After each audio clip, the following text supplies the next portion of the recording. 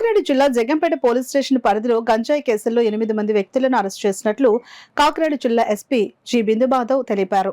భారీ ఎత్తున 492 కేజీల గంజాయి, 2,78,000 రూపాయల నగదు, 2 వాహనాలు స్వాధీనం చేసుకున్నట్లు ఎస్పీ తెలియజేశారు.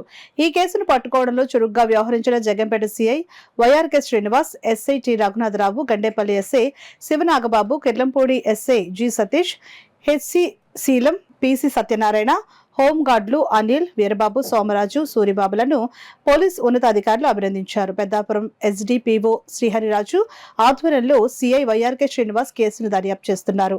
ఈ కేసులో ఫైనాన్సర్ ఇన్వెస్టిగేషన్ కూడా చేయడం జరుగుతుంది. Honourable CM sir and respected DGP sir directions బట్టి గాంజా మీద ఎన్ఫోర్స్మెంట్ పెంచడానికి రకరకాల చర్యలు తీసుకోవడం జరిగింది ఆంధ్రప్రదేశ్ పోలీస్.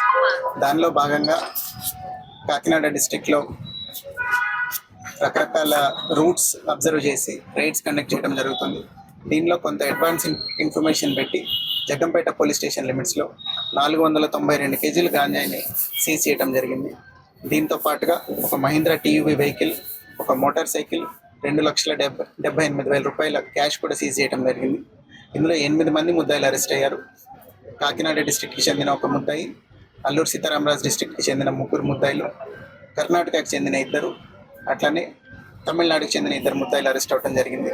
ఇందులో ఇంతమంది ముద్దాయిలు ఎందుకని వచ్చారంటే ట్రాన్స్పోర్ట్ చేసే అతను, రిసీవర్లు కొంతమంది ఉన్నారు, ఎవరైతే ఈ ట్రాన్స్పోర్ట్ చేసే అతనికి అమ్మారో వాళ్ళు ఉన్నారు. సో దీనిలో పూర్తిగా లింక్ అంతా ఎస్టాబ్లిష్ చేసి ఇన్వెస్టిగేట్ చేసి Jaggampeta police and Peddapuram sub division police investigated the case well అందరినీ పట్టుకోవడం జరిగింది. సో వీళ్ళందరినీ ఫర్దర్గా ప్రాసిక్యూట్ చేసి అందరికీ ఖచ్చితంగా శిక్ష పడేలాగా చేస్తాం.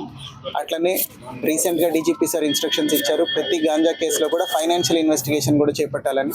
సో ఈ కేసులో అదంతా కంప్లీట్ చేసి we will ensure that proper prosecution is done in this case.